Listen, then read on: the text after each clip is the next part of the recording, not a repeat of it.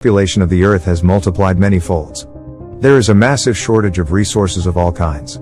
The world opts for genetically modified crops which get fast-tracked around the globe.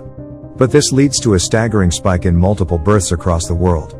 The solution is now feeding the problem. No one knows what to do. Political activist and renowned conservation biologist Dr. Nicolette Cayman has prompted the Federation to institute a one-child-per-family policy. A bureau called Child Allocation Bureau, CAB, is formed to enforce this policy. All citizens are required to wear a bureau-issued identity bracelet.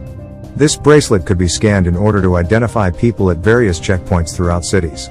When scanned, the bracelet's present data that states if you have a sibling or not. If another sibling is present, police are informed and, upon arrival, take the child.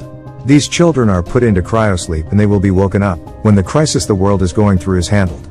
They will awaken in a better world. That year, a woman named Karen Settman has septuplets, thanks to the genetically modified food. Karen dies. The twins' grandfather, Terrence, doesn't announce the 7 siblings to the authorities. He names them each by one day of the week. He decides that all 7 of them will live in secrecy in a place that has hidden areas, which he builds. He trains them all to take on the identity of Karen Settman. Each of them gets one day of the week to go out and be Karen. Sunday will get to go outside on Sunday, Monday on Monday, Tuesday on Tuesday, and so on. They grow up sharing the identity of Karen. When each of them comes back home, they explain to the others how their day was.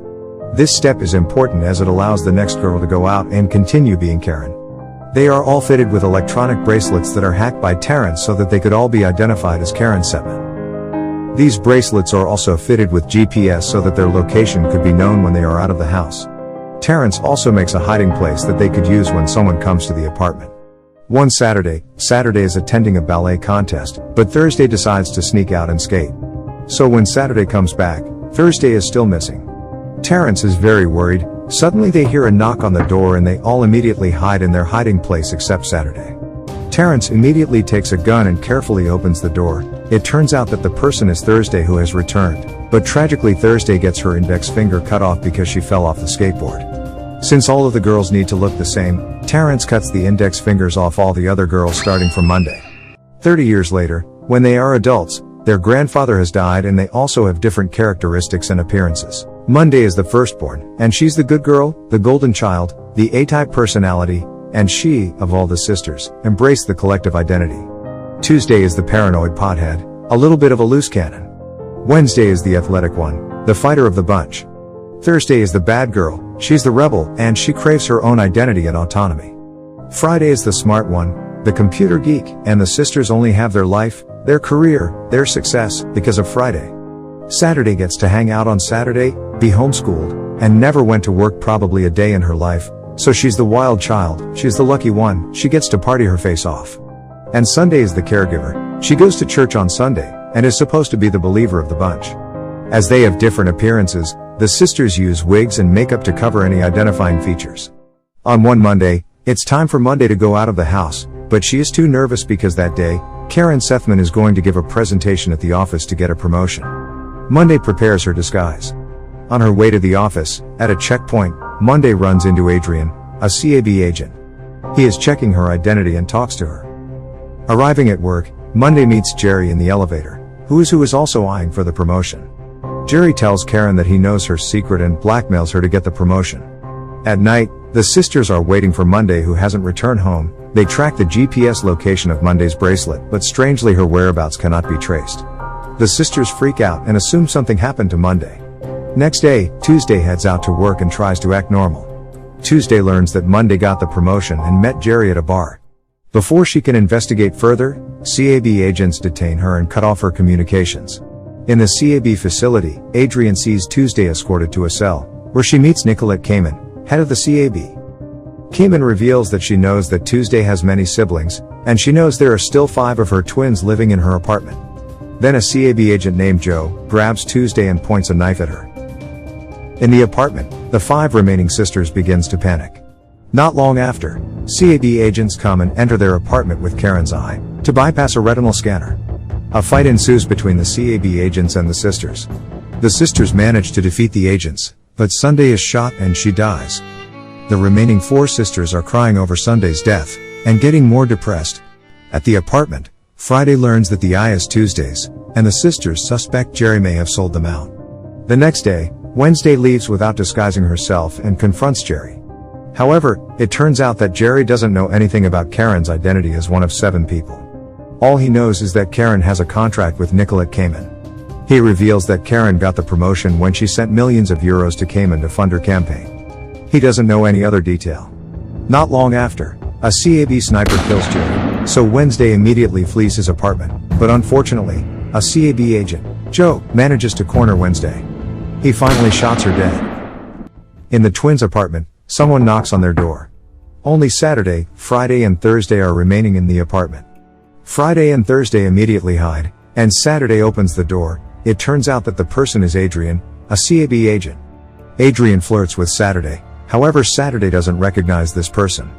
Saturday finally realizes Adrian has a romantic relationship with one of them. Adrian invites Saturday to go to his apartment. She asks for a timeout and goes in to meet with her sisters. Thursday tells Saturday to go with Adrian because Adrian is a CAB agent, so they might get a clue about Monday's whereabouts.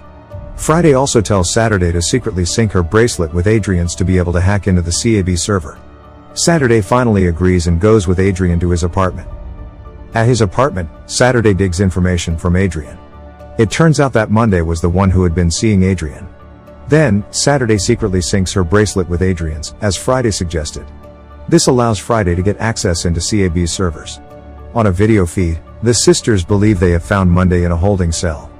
After Adrian left his apartment, Saturday immediately tells Friday and Thursday that Monday was the one who had been secretly dating Adrian. At the same time, CAB agents arrive and kill Saturday in front of her sister's eyes. Not long after, Karen's apartment is raided by CAB agents led by Joe. Friday sacrifices herself by blowing up their apartment to allow Thursday to escape and rescue Monday. Now, only 2 twins remain, Thursday and Monday, who are still locked up. Adrian hears about the explosion at Karen's apartment and goes straight to the apartment. There, he meets Thursday, who directly confronts him in his car. Thursday assumes that Adrian was the one who had reported Karen. However, Adrian does not know anything about these 7 twins. Adrian now realizes that Karen is actually a septuplet, and he claims that love Monday. He finally agrees to help Thursday to rescue Monday. Adrian sneaks Thursday into CAB headquarters with a body bag. She is brought into the cryosleep room. There, she secretly records a child undergoing cryosleep. Instead of being frozen, the child is incinerated. When it is Thursday's turn, Thursday immediately kicks the officer and put her in cryosleep.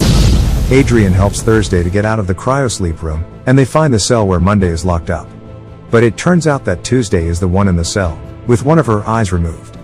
Finally, Adrian and Tuesday are assigned to hack a video operator and show a shocking video about cryosleep at a fundraising event being held by Cayman. Meanwhile, Thursday search for Monday. Finally, Thursday meets Monday in a restroom. Monday looks fine. It turns out that Monday is the one who betrays the sisters. She wants to be the one and only Karen, and reported her twins to Cayman. Monday also sends large sums of money to Cayman's as bribes. Thursday and Monday fight in the restroom, and eventually, Thursday accidentally shoots Monday. Thursday then disguises as Monday at the fundraising event, and Cayman doesn't realize this. Meanwhile, Tuesday and Adrian broadcast Thursday's video footage of the child's incineration, leaving everyone at the event shocked. At that moment, Cayman realizes that Thursday is in disguise. She angrily confronts Thursday, choking her. Monday, who is severely injured, gets out of the toilet, pointing a gun at Thursday. Joe shoots Monday, thinking she intends to kill Cayman, and Adrian kills Joe as revenge. As the crowd flees, Monday reveals to Thursday that she betrayed them because she is pregnant with Adrian's children. Unfortunately, twins. Which means one of her children will be taken away. For the sake of her children, she makes a deal with Cayman. She secretly compromises the knowledge and location of her 6 sisters in return for her to be free and live her life normally as Karen. Not long after, Monday dies from her wounds. In the end of the story, the one-child policy is abolished, and Cayman faces the death penalty. Thursday, Adrian, and Tuesday are the ones that remains alive. Monday's and Adrian's twins develop in an artificial womb. As the camera dollies out, hundreds of babies are seen crying in one enormous ward, as nursing staff care for them. And that's the ending of the movie What Happened to Monday. Subscribe for more videos like this, turn on notifications, and leave a like to help the channel out. Thank you for watching.